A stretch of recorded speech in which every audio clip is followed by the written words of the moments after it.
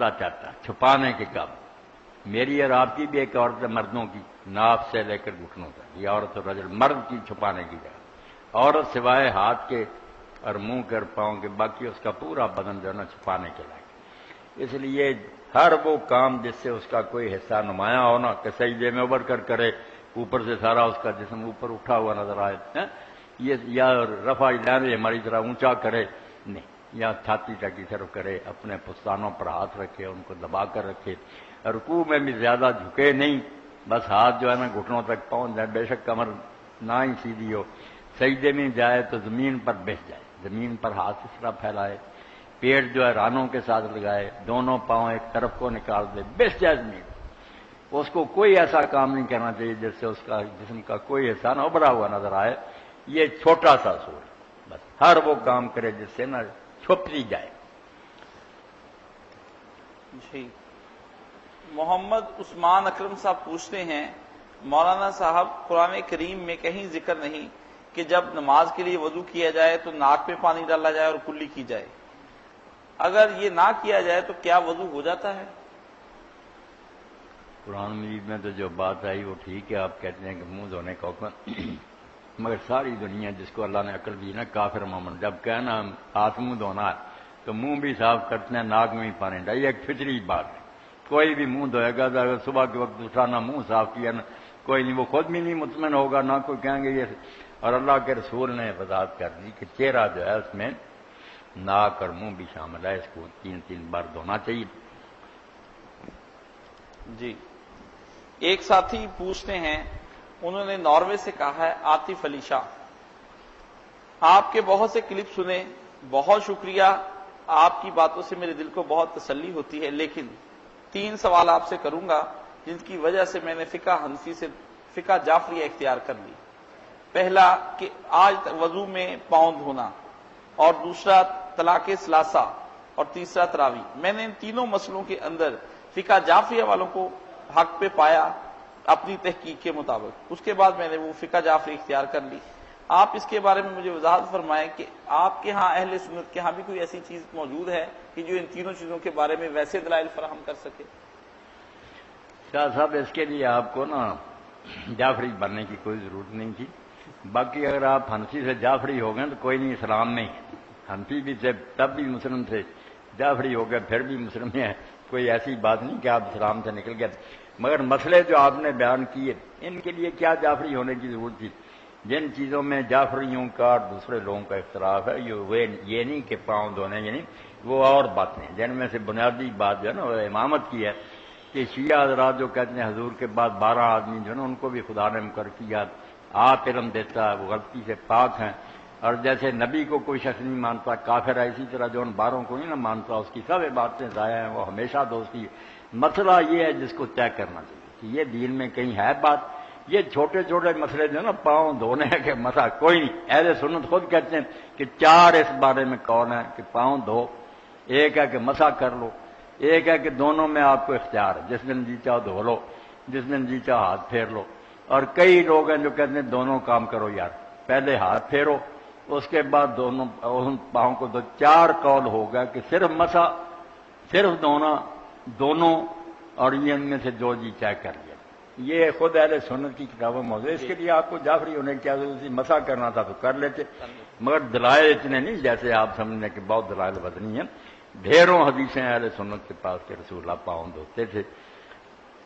اور طلاق ثلاثہ اور تراوی ٹھیک ہے، وہ آپ اہل حدیث حضرات سے ملتے تو پتا چلتا کہ وہ سارے اہل سنت ہی، مگر وہ کہتے ہیں کہ ایک وقت میں دی ہوئی 3 طلاقیں 3 نہیں ہوتی، وہ ایک ہی ہے. اور حدت کے اندر آدمی رجوع کر سکتا. اگر عدت گزر بھی جائے تو ان کا پھر ڈائریکٹ نکاح ہو سکتا ہے اگر بچی راضی ہو جائے. عدت کے اندر انسان جو اس کو پاور حاصل ہے کہ لڑکی مانے یا نہ مانے، وہ کہا میں نے طلاق واپس لے گی، نکاح قائم رہ گیا. اگر عدت گزر جائے تو پچھلا نکاح ختم ہے، مگر وہ دوبارہ کرنا چاہے رضامندی سے تو پھر کر سکتے ہیں، کوئی حلالہ نہیں، کوئی کفارہ نہیں. یہ 3 طلاقوں کی بات جو ایک وقت میں دی ہے. جی. تراوی کے بارے میں بھی ہمارا موقف واضح ہے. تراوی کے بارے میں شاہ صاحب سنتے رہتے ہیں. میں کہتا ہوں یار یہ نفل نماز اکیلے اکیلے پڑھا کرو. خود حضرت عمر، ان کے بیٹے اور ان کی اولادیں بھی نا کوئی اس نماز میں شامل نہیں ہوتے تھے، اکیلے پڑھتے تھے. کہتے بہتر ہوئی ہے اس کے لیے بھی آپ کو کیا جعفری بننے کی ضرورت ہے؟ آپ نفل نماز اکیلے پڑھ لیا کہ کوئی مسائل وہ ڈھونڈے جن میں سچ مچ اختلاف ہے، جس کا کوئی حل کیا جائے۔ امامت، مسئلہ امامت پر غور و خوض کریں۔ سویڈن سے کاشان پوچھتے ہیں، مولانا صاحب شیعہ اور سنی دونوں فرقوں کے ہاں اس بات پہ اختلاف ہے، ایک کہتا ہے کہ امام مہدی پیدا ہو گئے اور وہ بعد غائب ہو گئے اور پھر انشاءاللہ وہ آئیں گے، دوسرے صاحب کہتے ہیں کہ نہیں پیدا ہی نہیں ہوئے، قیامت کے نزدیک جا کر ہی پیدا ہوں گے۔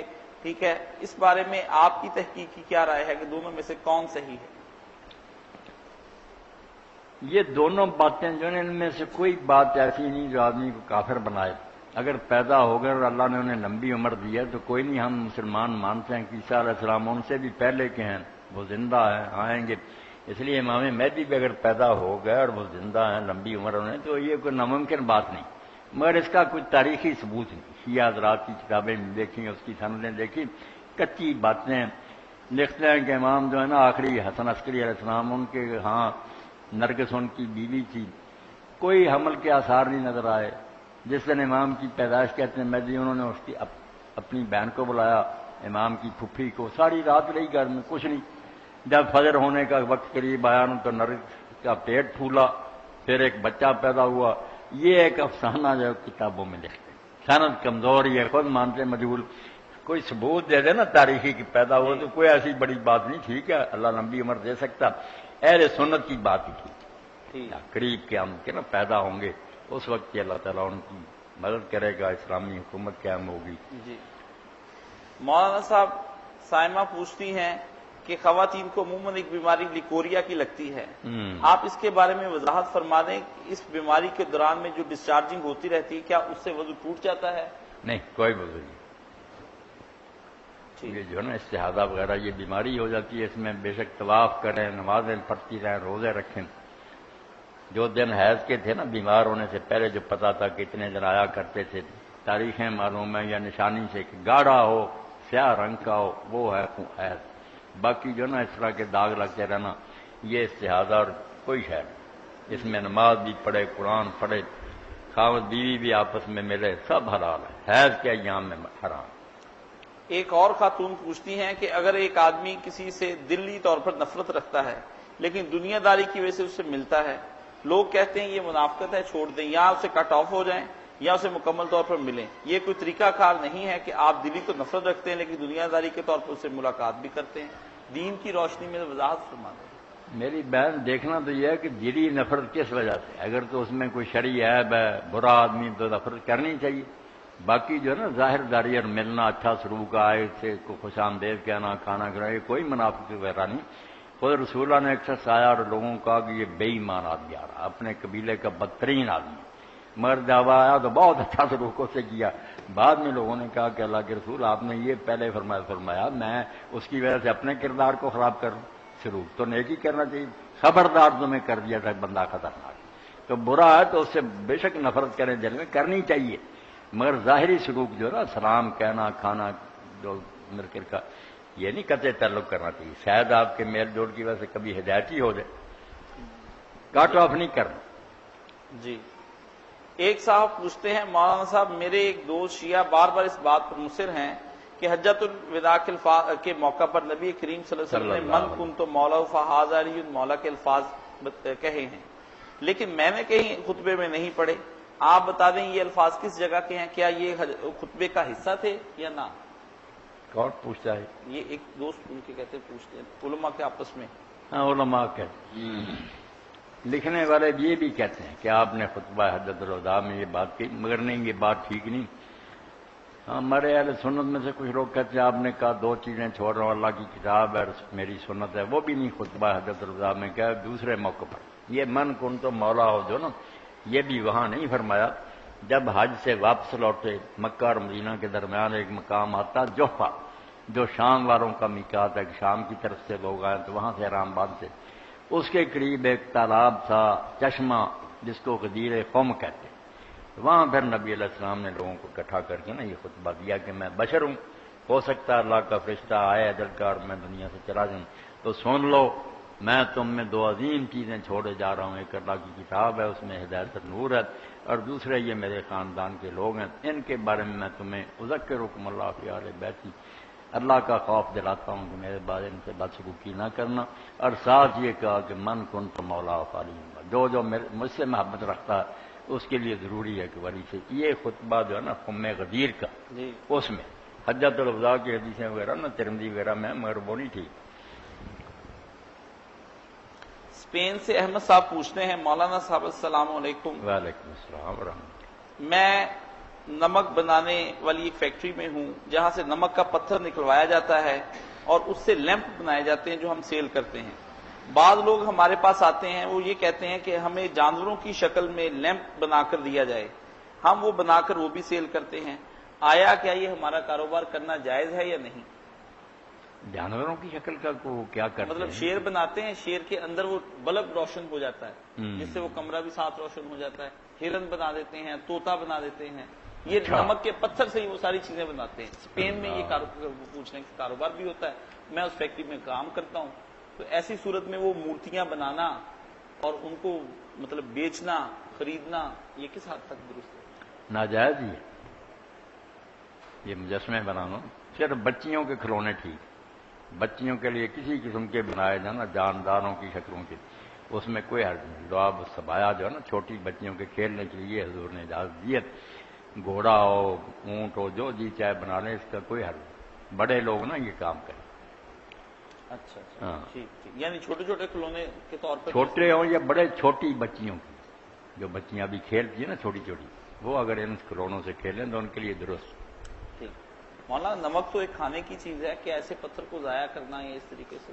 بری بات ہے نا، پھر کھاتے ہی ہوں گے، پھر وہ شیر وغیرہ بھی رکھتے تو نہیں ہوں گے، نمک خراب کرنا۔ نہیں مولانا، نمک کا پتھر ہوتا ہے بھرپور۔ اچھا ہاں جی ہاں، وہ نمک کا پورا پتھر جسے ہم بعد میں پیستے ہیں، اس پتھر سے وہ بنا لیتے ہیں۔ چلو۔ اور یہ کھیوڑا میں تو یہ چیزیں عام وہاں پر بکتی بھی ہیں، ملتی بھی ہیں۔ نہیں، بنانے نہیں چاہیے، بچیوں کے کھلونے کے علاوہ باقی جانداروں کے لیے مجسمے بنانے چاہیے۔ مولانا صاحب آپ نے ایک دفعہ یہ فرمایا تھا کہ اصولی بات یہ ہے کہ سبیلین سے کچھ خارج ہو جائے تو وضو تو ٹوٹ جاتا ہے، اور آگے سے یا پیچھے سے، یہ بھی آپ فرما رہے ہیں کہ نہیں لیکوریا سے بھی وضو ٹوٹ جاتا ہے، اس کے بارے میں وضو نہیں ٹوٹتا، اس کے بارے میں بتا دیں۔ نہیں، لکوڑیا ہو یا ایک آدمی کو سلسل بور ہو جائے، پیشاب چلتا ہی رہے یا ری خارج ہوتی رہے، وہ تو پھر معذور ہو گیا نا، ان کے لیے قانون ہی کوئی رہ جاتا۔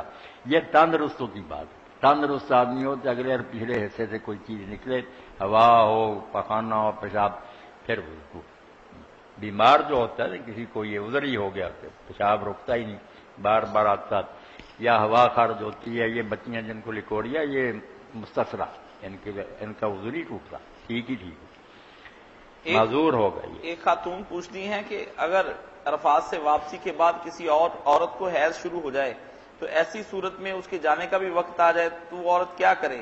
اس کے باقی امور کو کون سر انجام دے گا، یا پھر اسے دوبارہ سے حج کرنا پڑے گا؟ مسئلہ یہ بہت پیش آتا، بڑا ٹیڑھا۔ نبی علیہ السلام کے زمانہ میں تو چونکہ اپنی مرضی سے لوگ سفر کرتے تھے، رکنا چاہے رک سکتے، اس لیے جن کا پتہ چلا نا کہ ابھی انہوں نے طواف افاضہ نہیں کیا، مینا سے آ کر تو حیض آ گیا، تو پھر یہی کہا کہ رک جائے قافلہ کرنے کے بعد میں، مگر اب حالات کچھ ایسے ہو گئے، امام ابن قیم ہی جس دور میں انہوں نے کہا قافلے بڑے رکتے نہیں، کیا کرے وہ؟